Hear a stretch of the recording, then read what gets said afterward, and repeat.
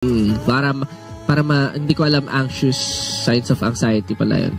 So, that's really difficult to hear. Ko lang siya na-realize, and I parang gusto ko talaga i-share sa inyo. And see me dedicating it to every one of you. Sa mga lahat na naniniwala sa... Hi everyone, welcome back to my channel. Wherever here, I hope that you are all doing well. In today's video, I'm going to have a little bit of a JC catch-up. So I wasn't expecting for any of this stuff to be subbed so soon, but our fandom is just absolutely amazing. And so for the first time, I think I'm probably going to be able to group together two of my most favourite 18 subbers. So this first video, this is JC's YouTube live countdown. So this was in support of the release of, obviously, the Lost and Found album. And this has been subbed and uploaded by Estella Presser. The link is in the description below. The second video is a shorter interview. Again, it's to support the release of the Lost and Found album, and that has been subbed and uploaded by Soleil. I'm so excited. Again, link in the description below. So what do you say? Should we have a JC catch up today? I definitely want to hear everything that he has to say, because he's going to talk through some of the songs. He's going to talk about his experiences, get more off his chest, and we'll get to know him a little bit better. But this live countdown, I just want to see like how this was structured and what really happened, because our boys do they do like TikTok lives, or they do some really like informal stuff. But obviously when Stell released the EP Room, I felt like that was the start of like almost something more formal. And now JC is doing it too. I'm hoping that Pablo will do it with his album as well. And I'm just liking what they're doing these days to support their releases. So please can we watch this all together? Yes, let's go. Hey, I love this stuff. Hey. Those are some ugly shoes. Grabe, no? Is the mic on?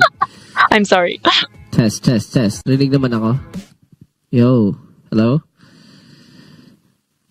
Yung mga nasa Facebook, TikTok, and YouTube, can you guys hear me, everyone? Yes, what's up, 18 and BBQs? Hello, what's up? What is up? Kamusta po kayo? Alam ko medyo matagal akong nawala. Medyo literal na lost talaga, as in nawala ako for a while. But this time, I'm very glad na nanonood kayo ngayon. Yes, super na-miss ko kayo. And syempre, yung live streams ko, medyo matagal-tagal din before na nakapunta ulit ako. For good reason, though. So, for this album, gusto ko lang syempre i-share at ipamana sa inyo na yung ganitong feeling na pero medyo mas grande. Let's say, outside of my room. Diba? Kasi laging nasa kwarto ko, laging parang intimate. For this time, siguro, mas binigyan ko, nag-all out na ako for everything in terms of album itself, and syempre, sa quality ng live stream ko din. Pero, ayun nga, congratulations to us, unang-una, syempre, to you guys, kasi, bukod sa inaalay ko sa sarili ko tong buong album na to, wala naman ako kung wala. So, thank you lang kasi, binigyan niyo ako ng courage to release my own or my debut album. JC! Ayun, sinabi ko naman dito yung journey ko. It has actually been roughly a month For of real? preparation lang. So, ito, medyo nakaka-worry nga. Nakala ko na hindi ako aabot. Pero, ayun, sobrang nagpapasalamat ako na kahit papaano talaga na-meet natin lahat, kahit last minute nag-edit pa, ngayon kaka-upload lang. Yung music, hindi pa lahat final. Pero nandito tayo ngayon at nangyayari to kasi merong dahilan. And I think, lahat naman talaga hindi mo makokontrol. Diba? Para sabi ko nga, the irony na yung i-release ko na music videos, no control, at lahat medyo nawawala sa, hindi, kumaga nakadidiscard lahat, and wala akong control over it. Pero ang importante, nagagawa ng paraan. Yeah. And I think it goes, parang sa same funny that he's kind of saying that, because isn't that the experience that he's had throughout his entire life? That not everything is how you might plan it, or what you're given to begin with might be a little bit of a mess, but it's how you deal with it that makes a difference. With my Lost and Found album, throughout my journey, my pains, my traumas, and kung paano ko siguro na nakilala or mas natagpuan yung sarili ko throughout this entire journey. Dito nyo masasaksihan lahat. And gusto ko lang sabihin sa inyo na these are all my real stories. Syempre from my past, yung mga abuse, my traumas, well, hindi lang naman puro sad, pero mayroon ding masasaya. Pero I wouldn't actually sugarcoat it. Most of the you never have to me during, syempre, my childhood up to bago ako kayo ma-meet, hindi talaga masasayang mga pagsubok or syempre mga journeys. Pero ito, bawat tracks meron kayong maririnig, or yun, bawat track iba't iba yung story natin. Syempre, nandyan ng 1999, ang Silent Cries, Honest, at Sumaya, na talagang mas mararamdaman nyo yung siguro yung intensity nung hardships ko throughout the years. Pero don't worry, kasi hindi lang naman yan puro lungkot, kasi meron pa tayo See Me, No Control, and of course, ang pinaka gustong-gusto nyo recently, Lights Out, na nagpapainit ng mood, diba? Pero ayun. So, is a saucy song? So, alam nyo, masaya ako kasi ngayon, nasi-share ko sa inyo yung ito lang, yung authentic Josh Cullen, diba? Sabi ko nga, thankful ako na nakakasama. Jeez, we're thankful to be on this journey with you. And ito yung mga nag-shape or mga humubog kung sino ako ngayon. Kung bakit ganun yung personality ko, kasi marami nakaka-misinterpret sa akin. Kung sino ako, sa person ko, yung gestures ko, kung paano ako mag-act. Pero, like what I've said, those are reactions, or I'd say unintentional siguro unintentional na mga parang reactions ng mental, and of course yung paano ko magsalita. Sabi ko nga, diba, parang but I also think that it's probably like they have also had just as complicated a life, and something that he does might trigger a reaction in somebody else, but that doesn't say anything about JC. I think that naturally, being in the public eye, it magnifies everything. So if people are saying something about him, or like picking out fault or negative things, it's because he's in the public eye. But I think that I honestly don't think he's a bad kid. I don't think he's ever been a bad kid. He was dealt a really difficult set of cards, and I think he dealt with them incredibly well. And I have always said this, I want him to like grow from this and kind of be able to somewhat get it off his chest. He's never going to be able to shed it completely, because it makes up who he is. But to be able to like semi-heal and move forward, can you imagine the kind of stuff we're going to get from him in the future? The deeper down that he gets into his experiences and what make him up to be who he is today. Like, can you imagine those songs in the future? Hindi naman ako perfect. Hindi naman lahat gusto ko kung paano ako mag-isip, paano yung ginagawa ko sa araw-araw. But the most important thing in life, I think, is you keep on growing, keep on learning, and syempre, yung nag-reflect ka. And hindi ka nagsisettle for less. And that is me. Ako yung, eto yun, story ko talaga lahat to. Sinasabi ko nga, parang all throughout na sinusulat ko to, it has been really hard for me. Yeah. Ito yung pinaka-vulnerable na siguro na parang napakita ko sa tao. Hindi ko ina-expect na sobrang magiging vulnerable ako dahil sa album na to. Parang coincidentally na parang naibuhos ko talaga lahat ng stories ko and wala, lumabas lang siya naturally. While it has been really easy for me to write all these in terms of lyrical, mapakahirap niya emotionally sa akin and mentally. Hanggang ngayon, pag pinakinggan ko, naiiyak pa rin ako. Pero hindi lang naman syempre dapat iyakan, di ba? It has been hard for me, pero gusto ko lang to i-share. Ito yung courage, parang nagkaroon ako ng courage ngayon na ibibigay ko na lahat para sa mga katulad ko na na-experience yung ganitong struggles, mayroon kayong inspiration na pagkukuhaan na hindi naman talaga imposible. Wala namang imposible in life, basta gugustuhin nyo at kakayanin. Yun nga, parang you won't have any control over everything, pero meron laging paraan. You just have to find siguro yung little happiness or kahit yung mga maliliit na appreciation sa bawat bagay na nangyayari sa atin. Pero anyway, hindi ko na siya i-deep dive lahat kasi pag pinakinggan nyo yun na lahat yun eh. Yun na yung mga tracks na to. Very self-explanatory.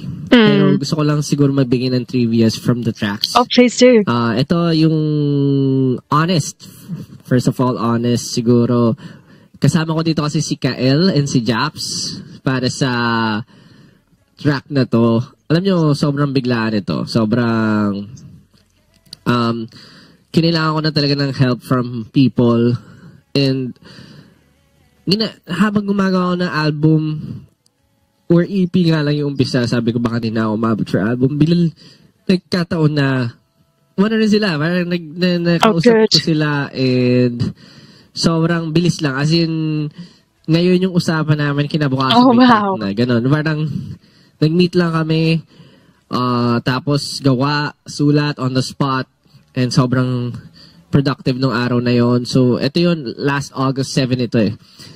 Parang nabanggit lang namin na I'm so grateful that tayong magawa our boys are connected to the ones. Parang ano lang, very mutual na gusto talaga din pala nila gumawa for me. So ayun, nag-produce na nga sila. Tapos nag-conceptualize kami and brainstorm. Tapos ginawa na namin siya, ni-record na namin. Tapos midnight lang, sabi ko may schedule ako maaga. Pero turn out, inumaga kami. Hanggang 5 a.m. Oh my gosh. Nagkwentuhan pa kami. And ano lang, sobrang bilis lang din mag-work at sobrang gagaling talaga nila. Kaya thank you so much, Kael, Japs. Maraming salamat sa napakagandang track. Kundi dahil sa inyo, di mangyayari to. And of course, yung Lights Out, another collaboration track with Mo. Iba. Alam mo, si Mo, napaka-talented eh, na artist. Very. Alamat itself is actually yung collective ng Alamat. Wala ka nang masasabi kasi so true. Maapaw talaga yung talento nila. Pero si Mo kasi matagal ko na din siya nakakausap na gumawa na kami. And this time, gumawa ako ng demo ko. It's one of those things, isn't it, where he came across, well, obviously, you know, SB19 and Alamat do know each other, but they were probably at an event and they exchanged numbers. And I think JC kept in the back of his mind, like, he's like, one day I'm going to reach out to Mo and we're going to collaborate. I think that he does just go around his life thinking and meeting people and having discussions. And then he stores it in the back of his mind and thinks, it might be the right time to whip that out. I'm just really grateful that he's got these connections and these people that he can reach out to and that it's really mutual. Like, they're like 100%, like, I'm on board with this. How about I even help out with this? Like, I just love that for him. Like, it just says everything about his personality. People want to work with him. Gabi, for a few hours, nagsulat ako, nag-demo ako, tapos, inano ko, ay pinesent ko. Sabi ko, and what did he say? What did he say? Gusto mo to. Baka gusto mo. Meron ngang ibang artist actually na kumuha na nito. Medyo sikat. Pero hindi ko na sabihin ko sino. Pero hindi siya abot. And I thought na si Mo talaga yung pinaka-perfect na talagang makakollaborate ko for it. So, tinry ko lang. Mga 10 p.m. ata yun. Or 11 p.m. kasi sinansahan yun. Tapos mga 3 a.m. Wow. Ano na? 3 a.m. meron na siyang sulat. Yes. Meron na siyang gawa. So, sabi ko, tara na, i-review na natin to. So, sobrang spontaneous lang lahat. Amazing. Ang galing, sobrang smooth sailing yung mga ka-work ko din. Kaya happy ako na naging parte sila ng album ko na to. And everything was just, siguro masasabi ko, bukod sa personal, kahit mahirap yung buong struggles ko, masaya kasi meron ako mga tao na nakakasama na ganito at bagong experiences. Then yung For Silent Christ, ayun, sobrang biglaan ito. Sabi ko nga dun sa kanila, tara na, mag-shoot na tayo. Diretso, after ko ng Hydro, diretso na kami sa shoot. Sabi ko, i-shoot natin yung buong Hydro. Yun yung performance ko. Kasi, we're running out of time. At, yun na nga, para mas maganda, dire-diretso, and productive tayo. So, inumaga na kami nun, hanggang 6 a.m. ata. Buti na lang, natutuwa ako kasi syempre, shoutout kina Luis, kina Carlo, kila John. Sa lahat, actually, Alan, thank you. Lahat ng 1032, sobrang iba, puso talaga yung binibigay nila. Hindi talaga nila ako pinabayaan until the very end. Binigay nila lahat and sobrang mutual lang din yung pagkakaintindi namin with how everything works. Kaya, thank you so much sa mga tao na to. Kaya ito kaya nakakatawa na game yung mga kaibigan ko na to do the shoot. Kahit umagahin kami, tawanan na lang kami ng tawanan. Kahit umiiyak ako all through sa Silent Cries. Totoo yun. Wala, as in, we can tell. Hindi ko siya... You don't have to explain. We can see it. Kumbaga, hindi ko siya tinatry i-fake or what. Pero lahat nung napuntahan ko yung venues nung sa Silent Cries, wala Hindi ko mapigilan na mawala. Maano na lang, mag-breakdown. Pero ayan, yung nandun tayo sa Hydro. Thank you sa mga pumunta din. I hope sa susunod makapunta rin yung ibang BBQs and 18 at sa mga casual listeners natin dyan sa mga susunod na events. Anyway, ang dami. Sobrang dami, pero hindi ko na lalahas sasabihin siguro lahat. So, gusto ko lang magpasalamat kasi for supporting Silent Cries. And of course, marami pa tayong future na works, pero syempre gusto ko lang humingi rin sa inyo ng pasasalamat for supporting Lost and Found. Kaya naman gusto ko i-share sa inyo itong, kumbaga, ano ba yung laman ng Lost and Found album. So makikita nyo naman, ito ulit. We have 1999, See Me, Silent Cries, Honest, No Control, Lights Out, and Sumaya. Well, meron pa itong mga kasunod. So, abangan nyo. Pero besides it, ano ba yung parang pinaka-gusto nyong track so far? Well, natanong ko na to kanina sa TikTok, pero I believe hindi naman lahat nandoon. So, gusto ko malaman ano yung pinaka-favorite nyo. Ayan, based sa comments, Silent Cries, See Me, 1999, Lights Out, No Control, Honest. Wow, lahat ba gusto nyo? Of course we do. This is very rare. No? Very rare. It is, yeah. I would say that it is rare.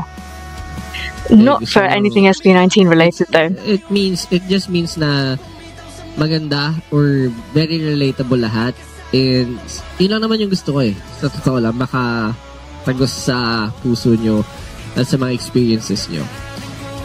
When you think that this whole album is like every single song is his experience and a little bit of his life story, if he had opted for perhaps different styles of songs, genres of songs, I think the whole thing could have been so incredibly heavy and not necessarily like in a poetic way. I think you might have come out of it feeling somewhat drained. Now I know that I think it is more on the heavy side than it is on the light side. But even then, because of the genres that he's chosen to tell the stories, I think that you come out of it feeling somewhat okay, rather than feeling really drained. Do you know what I mean? Like, I cried nonstop throughout the album, and I still do. The other day I was driving and I was listening to See Me, and See Me is a positive song, and I was like, excuse me, why am I driving and crying at the same time? Like, it's not even fair. But it does make you feel every single time. But I think that if it was a ballad album, for instance, then I think it would have been really quite difficult. Kasi yun just yung ano ko grateful for the choices that he made. Para sa akin, ito yung bread and butter ko. If I don't have, syempre, a purpose in life, parang wala rin akong reason para magpatuloy sa ginagawa ko. Pero ayun, maraming salamat. Pero yung ito nga, gusto ko lang sa inyo siguro, para sa mga wala pang ideas kung ano talaga yung album or yung per track meaning, sabihin ko na sa inyo, 1999 is a dedication, or I actually, it's a tribute to my younger self. Dapat to, ano pa dapat to mas mabata pa kaso magmumukha tayong magmumukha naman tayong matanda. Okay na yung 1999. Pero it's a tribute to my younger self. And for See Me, well, si 1999, yung mga traumas ko and everything, kung paano ko siya tinatry i-overcome. Kasi alam niyo yung yun nga, dati kasi, nung bata ako, thumbsucking tawag doon, pero sa akin kasi, dalawang daliri yung inaano ko. It's the same thing with how I was biting my tongue when I was young. Para hindi ko alam, anxious, signs of anxiety pala yun. So, that's really difficult to hear. Wala siya na-realize, and I parang gusto ko talaga i-share sa inyo. And See Me, dedicating it to every one of you. Sa mga lahat na naniniwala sa akin. Tapos, syempre, si Honest, alam nyo, si See Me, kasi ano siya, wala akong ibang wala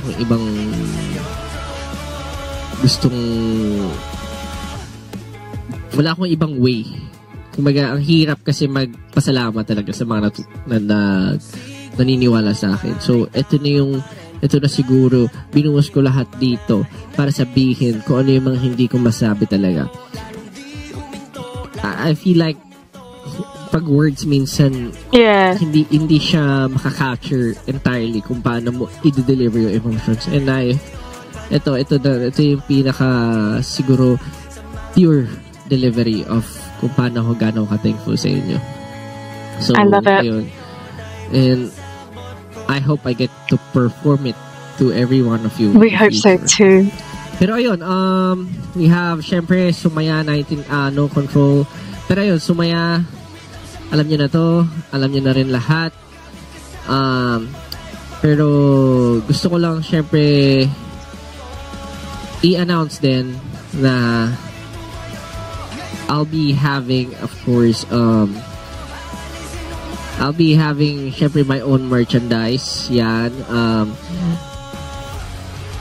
For the Lost and Found album, gusto ko lang sabihin sa inyo na meron tayong merchandise na i-release soon. So, abangan nyo po yan. Kung iniisip nyo na medyo sunod-sunod, pasensya na. Pero mas susunod-sunod rin ba natin? Pero ayun, hindi ba natin pwede i-live? Pwede na ba? Yes. So, sabihin ko na sa inyo, bago natin syempre bitawan to para sa mga nag-abang for this live. Ang dami ko na sinasabi. Pero ito, super happy ako na nagagawa ko yung craft ko. Yung na-express ko yung sarili ko. Although, mabigat sa akin to. Mabigat talaga. Medyo, hindi ko alam kung kaya ko i-perform lahat to sa harap niya as of now kasi mabigat pa lahat siya. Pero gusto ko lang so in that case, he's even more brave for releasing it. Buhay, ng troubles and syempre ng mga alam mo yan, yung mga ganitong instances na akala ko hindi ko malalagpasan. Pero thank you. Kaya nga yung See Me, specifically it's the sea. Kasi takot talaga ako sa... You couldn't swim. Sa dagat before, diba? Pero finally, See Me, the way you see me, I feel like ngayon, wala na akong pwedeng katakutan pa dahil sa binibigay niyo na inspiration and love. And of course, babalik tayo sa No Control. Love you, Josh. Believe in you. Salamat. Alam nyo, 1 year pa lang ako, technically, more than a year pa lang as an artist. Jeez, is that it? And imagine all of the amazing songs he's given. Siguro challenges and celebrations. And I'm really glad na sinaselebrate ko ito kasama kayo. I may have been parang hindi naman ako araw-araw okay. Hindi rin naman ako araw-araw masaya. Pero ang importante, nandyan kayo. And ang importante, may nakikinig. Diba? Hindi naman... Lots of people. Lahat din ng ginagawa natin perfect. Hindi naman lahat ng ginagawa natin talagang masasabing spectacular. Pero yun, sabi ko nga, importante, you keep on learning and growing. And tao lang tayo lahat, kaya don't be too hard on yourselves as well. Gusto kong i-dedicate talaga sa inyo itong... He's so right when he says that he doesn't sugarcoat stuff. I constantly am trying to hold back my tears because it's really hard to hear him talk like this. I look to him for inspiration, and to hear that it's been really difficult to record this, of course it would have been, but to actually hear him say that, you know that he's not just saying it to get like a reaction from people. Like, he's just being honest like he always is, and that's really quite difficult. And him saying that he doesn't know if he'll be able to perform like all the songs, he's still trying to work through it. I just have to say he is so brave for putting all of those feelings down into an album. That's not something that everybody can do. Like, not everybody can share like that, be vulnerable like that, and heal like that, because you're gonna have people that you don't necessarily want to even listen to the album, listen to it, and they're gonna have opinions and thoughts that are not valid, because these are real experiences that he's had in his life, and he can't go back and change it, and the circumstances can't be changed. So those people, like, they're still gonna put their opinions out there, and it's really tough. Not only is it tough what he went through and that he's having to relive it, but the feedback that he's also going to get, it's just so difficult. And we just want to be around him and protect him, right? Is that not how you're feeling these days? Like, I look to him for strength, but at the moment I'm feeling like super duper protective of him. And he needs to know that actually, contrary to what he's just said, everything that you do, JC, is spectacular, actually. And we're not just saying that because we're 18 or because we're BBQs.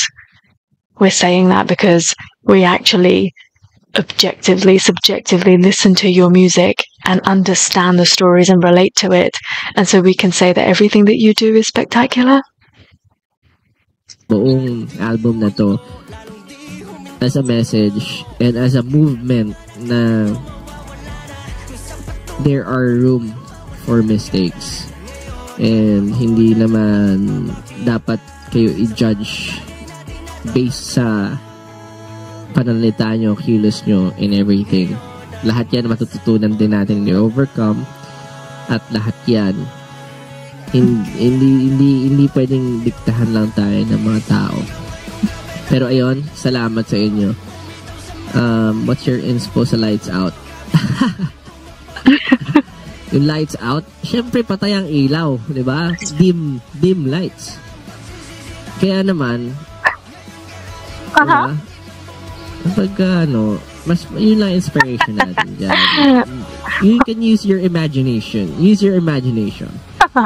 Well, I'd say na medyo, ito nga yung preference ko. Pero you can use your imagination na lang, di ba? So, ayun,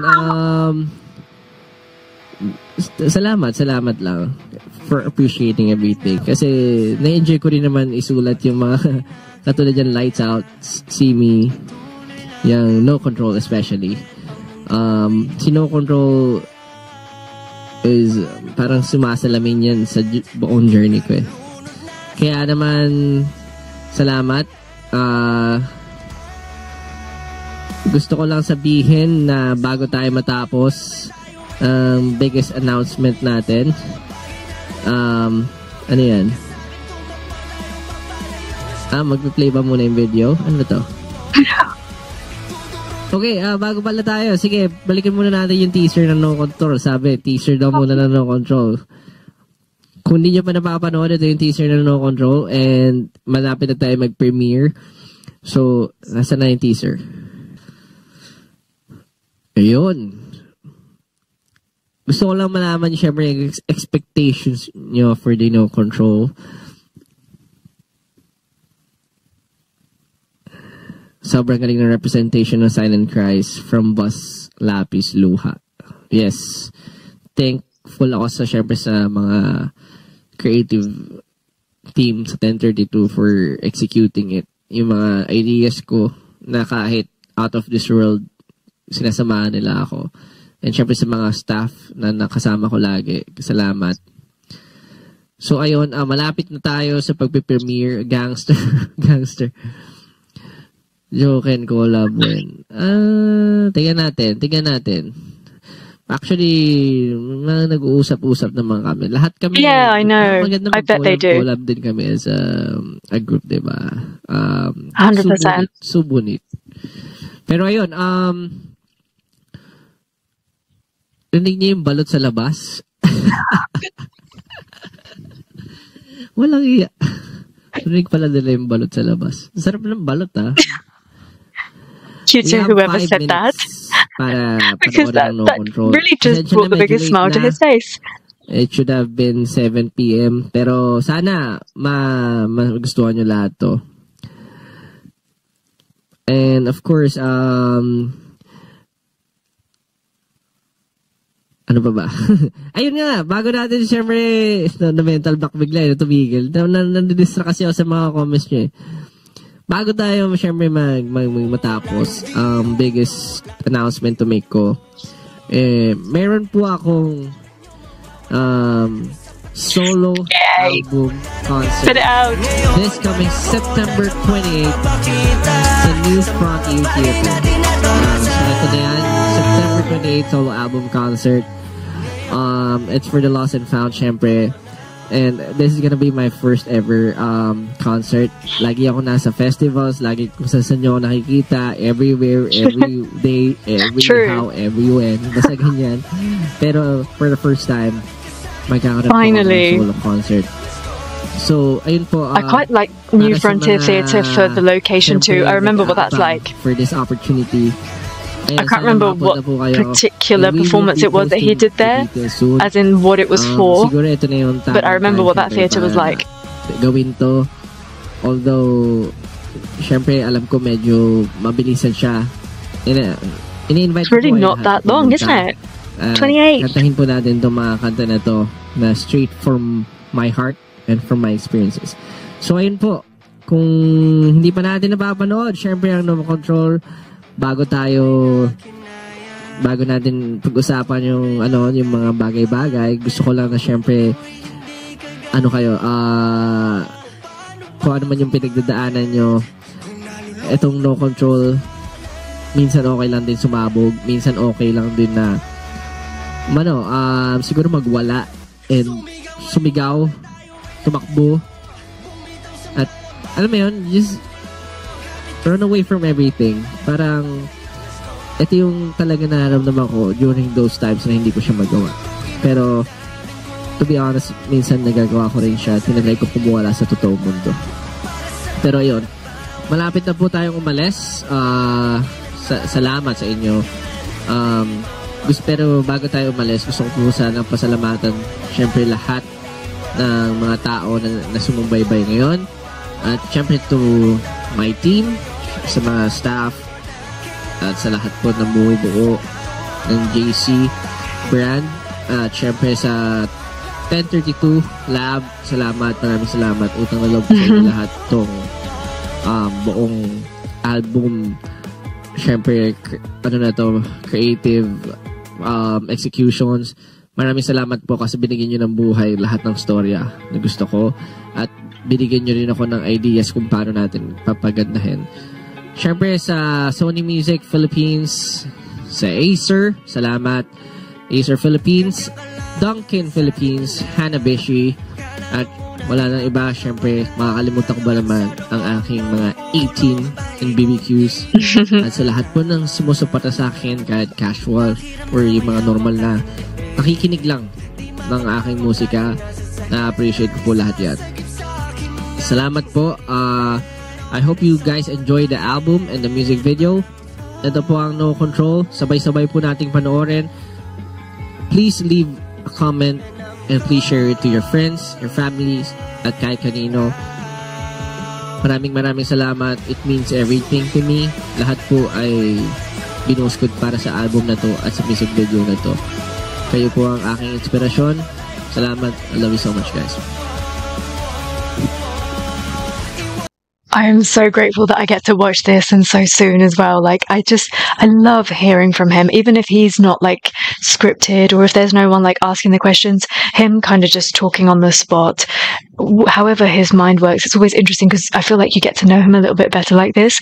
Sometimes in interview situations, everyone can be a little bit more formal, but I just like this.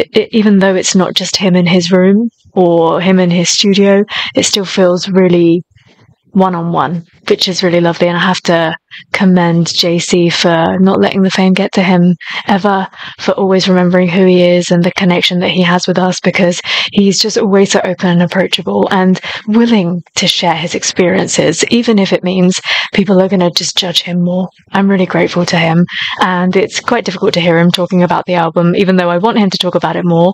But I just watched that and I think that there still is a lot of perhaps healing that can be done. There are some things that perhaps he hasn't shared with us, or discussions that he's not had with his family, for instance. And I hope that in due time he gets to have that so he can continue to heal and be all the amazing and fabulousness that he is when he goes full throttle into JC's zone. Because obviously for the first year-ish, we saw him be JC, this like unbelievable idol and singer and artist, and then all of a sudden we're seeing him take like a side step, a horizontal step, and he's showing us this much more vulnerable side. It's still strong, it's still a statement, but it's much more vulnerable. And I think that it's hard to kind of, you almost, because this is before Wild Tonight, you think that in the timeline he's crumbling and you'll think that he's breaking down, but actually all of this did happen before, but it's just that he's having to relive it now. It's just tough to see all of this, and I keep thinking, oh my gosh, I hope he's okay, and I think he will be okay. He is okay. He's got an amazing team, family, 18 BBQs by his side, and he just needs to know that he can keep talking to us about this. He can keep writing songs about all of his experiences, and we're right here to listen. Right here to understand and support. We are that shoulder that he can cry on. I've got one more interview that I want to watch with you, so let's go. Oo, sige. Josh Cullen in the house. Ganun lang yung intro ko. Okay. New music. Siyempre, hindi natitigil ang isang Josh Cullen. But hello, thank you so much for having us. Hello, yes po, syempre. Siyempre, gusto ko lang sana sabihin talagang the fit is fitting. Nakakaangat-angat na talaga. Baka naman magmana ako pag sa sapatos ni Josh. Charot! Yun nga mo, maraming mapapansin lagi yung sapatos ko. Nahaharang lagi sa airport to eh. Ang laki kasi eh. Tsaka may bakal. Yes po, yun yung for nga. Kaya laging na-check. I love it. But how has life been? We haven't sat in a while. Yes po, definitely. So far po, it has been very busy. Syempre, regarding with my solos din and with the group. Pero ngayon po, I'm gonna be releasing, or I just recently released po pala na yung Lost and Found album, and it's my debut album po. Grabe. Bakit Lost and Found? Parang hanap na hanap mo naman ang sarili mo. Parang buhok ko yan eh. Di ba? parang doon nga po, yun, ito po kasi yung story ko talaga. Yung, kumbaga, I felt na parang ito yung perfect time para ikwento ko yung journey ko throughout the years. At syempre, para makapagbigay inspiration po at sa mga tao na baka may similar na pinagdadaanan, makakakuha sila ng inspiration and syempre motivation. Wow, what keeps you grounded sa lahat ng success mo? I know sa P-pop, parang matagal na panahon na since nung na-launch kayo. Pero honestly, if you're looking outside the music scene, ano to, parang since 2019, tama ba? 2020, hindi pa rin naman pala ganun katagal din. Pero ang layo-layo na narating mo. Malayo na po, pero malayo pa. Malayo na, pero malayo pa. Yung what keeps me grounded, of course, siguro yung never kong inisip na kami lang yung siguro yung pinakamagaling or pinaka-ano. Kasi sobrang dami pong magagaling. And of course, yung personal struggles ko na pinagdaanan ko, yung mga pinagdaanan ko na to, ito siguro yung humubog talaga sa akin kung nasaan ako ngayon. Na hindi araw-araw panalo. So, yun po yung pinaka-importante. Ang ganda na sabi mo, hindi araw-araw panalo. And minsan, pag nasa taas ka, nakakalimutan mo yun, di ba? Yan po, opo. Ang galing. And meron ka bang naalalang particular instance? Siguro nag-commute ka, no? Hindi ka umabot sa gig o kung ano man, na talagang hanggang ngayon, pag nag-look back, parang isa siya sa top of mind na challenge na pinagdaanan mo before you got here? Naku, marami. Hanggang ngayon nga, ang daming nangyayari. Pero meron po yung parang na-late ako, tapos tinanggal ako during the trainee days, bago kami mag-SB19. So, isa sa mga turn-around ng buhay ko yun. Pero, gumawa po ako ng way para makabalik, para syempre matuloy pa rin. Ayun ang mahirap. Kasi tinanggal ka na eh, tapos ibabalik ka. Yes. Then, ba't ka na-late nun? Nasira MRT during that time. Nasira yung MRT. So, ano siya, yun nga, isa yun sa mga, parang sinabi ko nga kanina na instances na hindi araw-araw panalo. May mga ganun talaga eh. Parang, minsan, gugulat ka, uulanin ka na lang bigla ng problema, suddenly, hindi mo alam bakit. Pero, yun po talaga yung, parang sinasabi ko nga po, with the lost and found, yun yung naging story ako. Parang, hindi ko rin alam bakit ako nandito, ba't inuulan ako ng problema. Pero, ang importante, gawa mo ng paraan. At nakakabalik ka? Yes po. Eh, paano ka nakabalik that time?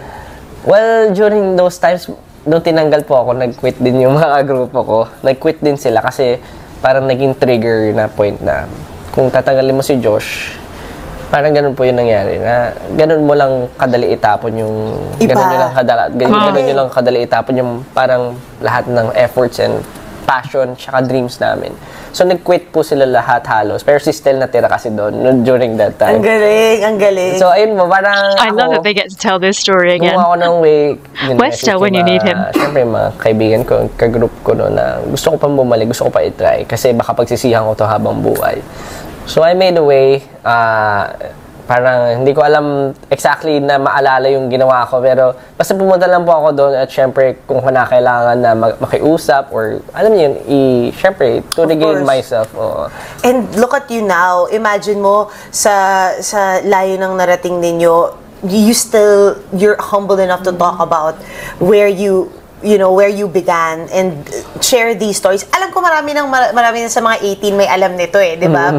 Pero parang just listening to it through your music. What was going through your mind when you were writing the album? Sa totoo lang, buong pag-process po nito, yung talagang struggles and hardships ko. Kasi hindi po normal talaga yung buhay ko na napalayas kami nung bata. Tapos suddenly wala akong matirhan. Hindi ako nakapag-aral hanggang grade 3 lang. So yung mga, alam niyo yun, yung mga ganong details na hanggang ngayon, minsan magka-flashback siya. Ang hirap niya. Mas masakit, no? Ang hirap po. Kaya nung sinusulat ko siya, and habang pinaplay ko ngayon yung mga kanta ko, sa totoo naiiyak pa rin ako. Parang naiiyak nga ako na narinig ko rin yun. Kasi as a child, yung emotions mo, iba pa eh. Diba? So, yung trauma yun, sa totoo lang, trauma yun. And imagine mo, parang naging channel yung mga kanta mo para i-release yung trauma na yun. But right now, nung nagiging successful ka na, road to where you are right now, paano mo, kunwari yung how you handle money, how you handle success, ano yung parang sobrang praning ka ba pagdating sa kinikita mo o sa pinopurchase mo or sa how you handle you know, your fame right now? Well, ako yung pinakakuripot sa amin. So, technically, medyo may pagka-running ako to those stuff. Kasi nakakatakot, mawala lahat. Siyempre, tagal mong pinaghirapan eh. Parang, ito yung struggle, ito pala yung success eh. Kumbaga, oo, malaki na yung success, pero ito pa lang yung years na na-experience mo to. What if bumaliktad ulit, di ba? So parang ako, mas minimake sure ko na secured in the future. Talagang I never stop grinding and growing. Nag-aaral ako ng mga business matters. And syempre, hindi lang, yun nga, parang hindi lang basta release or ganito na okay, sikat na ako, kaya ko nang bilhin lahat. Hindi ganun. Kasi in an instant or in a glimpse, baka mawala lahat eh. So parang ngayon pa lang, syempre tinutulungan ko yung family ko. Unang-una, ako po yung breadwinner sa amin. Kaya support talaga 100%. Tapos tsaka, ini-strategize ko rin paano yung gagawin ko in the future. Ang galing. So may negosyo ka na ngayon? Well, syempre, ang negosyo naman, primary negosyo ko is, syempre may onesie. Of course. And of course, ang music ko. And marami pa pong iba. Hindi ko na kailangan sabihin. Interesting that when he mentioned being a business owner, she didn't already think in her head Onesie Entertainment. So that's something that's a change that they need to bring about. Like, people need to understand that actually they're not just the brand SB19 anymore. They're not just the talent that is going around introducing themselves as SB19 and singing their songs. At the end of the day, they go back to the office. They have to plan and strategize and financially think, is this viable? Is this going to work? They've also got to put food on the table for themselves and their family. They've got to future-proof themselves. It's a lot more than that. And the stuff that they earn, they are reinvesting back into the company, back into future talents that are going to be signed with Onesie Entertainment. I feel like there's a little bit of a mindset change that needs to happen in the Philippines, because what the boys are doing, I think, is different. Perhaps people have not done this previously, and I think they need to talk about it more. Honestly, just shove it down everyone's throat. Lahat. Pero ano naman po ako, ever since business-minded naman. Ang galing, sobrang galing. And Josh, ito na nga, no, ngayon na meron ka music video, may single ka, parang sunod-sunod, parang hindi ka nagkakaroon ng mental roadblock pagdating sa creativity. No? Sakit sa ulo ko. Oo. Alam niyo, hindi. Actually, meron. Pero I had to force myself. Parang meron nga akong linya dun sa No Control, dun sa single ko po na may music video ngayong araw. Uubusin ang sarili, alang-alang para sa pangarap na bawal tigilan. So parang kahit ubusin ko pa yung sarili ko, I'd do anything or I'll do whatever it takes para ma-achieve ko lang talaga yung mga goals ko. Wow. At hindi ka madamot. Hindi madamot SB19. Hindi po. Grabe kayo magpa-unlock ng collab. Grabe kayo mag-mentor ng mga nagtatanong sa inyo. Talagang, I mean, ano ba to? Pinag-usapan nyo talaga ng grupo na hindi naman namin sinabi na kayo yung kuya ng P-pop, di ba? Pero parang you took it upon yourselves to be so responsible for the genre. Alam niyo, sa totoo lang mo, napakadaming magagaling dito sa industry, sa P-pop. I love how they always say that. Yung opportunity kasi ang hirap makuha. Pero yung galing, ang dami po talaga, super. Kaya dapat, ako gusto ko i-share, personally, gusto ko po i-share yung opportunity sa mga tao. Yeah. Alam kong dapat nabibigyan ng opportunity. So, ayun po, lalo na, syempre, hindi lang sila magagaling, pero mababait. Alam niyo yun. So, lahat po talaga dito sa P-pop industry nito, Mabini, Alamat, Kaya, and everyone else, talaga po, for me, talagang dapat umaangat po and mapansin, or hindi lang mapansin, pero mabigyan ng justice ko ano pa yung efforts na binibigay nila. Grabe yung talent na ipinapakita nyo lahat, pinapamalas nyo lahat. Pero ano yung stand mo? Ano yung hot take mo doon sa kunwari ayaw na nila patawag na P-pop, G-pop na sila, or pop, 'di ba? Na pagka ganun yung mga grupo. Ano yung Has somebody said that? Who said that? Mo sa ganun? Sa akin, wala naman po siyang kaso. Kung yun talaga yung tingin nila sa grupo nila, I think it's a good way of siguro being an innovation, siguro bringing new to the culture or genre. Wala naman pong masama doon. And I feel like okay lang din po. Kasi katulad namin, parang dati nahihirapan ko kami i-differentiate kung ano yung genre namin. So, pinagpilitan ko, sinasabi ko sa lahat ng interviews, P-pop. So, parang bago siya sa pangmagatingan ng mga nagtao. Pero hanggat noong time na yun, na ginagawa ko siya ng paulit-ulit, parang eventually, nagbunga rin po. Oo, di ba? I mean, P-pop, meron ng feature documentary about how it grew so much, di ba? At yung mga story na ginagawa.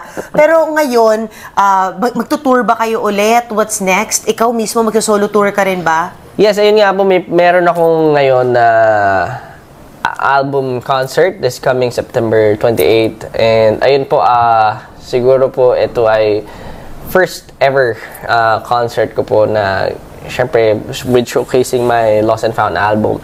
And dito po yan sa NFT, sa New Frontier. And siguro po, yun po yung pinaka-major for me. And yung iba po will be announced soon. Pero in regards with the tours, meron din po ako mga abroad and local. Wow. Siguro po, in the future ko na muna. Unahin po muna natin to. September 28. September 28. Yes, po. Pwede mo makita yung kuko mo. Nahiya ko. Mas maganda yung kuko ni Josh sa akin. Itatago ko rin yung akin. Grabe! Yeah! First time ko lang actually mag-nail art. Ang ganda! Tingnan yung kuko ko, maduwing kuko ko. Tingnan yung kuko ko. Ganda! First time mo mag-nail art? Ano siya? Parang Spider-Man na hindi ko maintindihan. Hindi naman, pero gusto ko lang po i-express talaga kung ano yung na-feel ko para dito syempre sa music na i-release ko, yung stories ko. Parang dito ko po yung perfect time na kumbaga hindi ako sumusunod sa agos ngayon. Correct. Against the current ako ngayon. So, gagawin ko po yung gusto ko. Tingnan yung lahat ng kay Chura ko. Parang ang ganda nga eh. Parang kapatid ni Avril Lavigne. Avril Lavigne!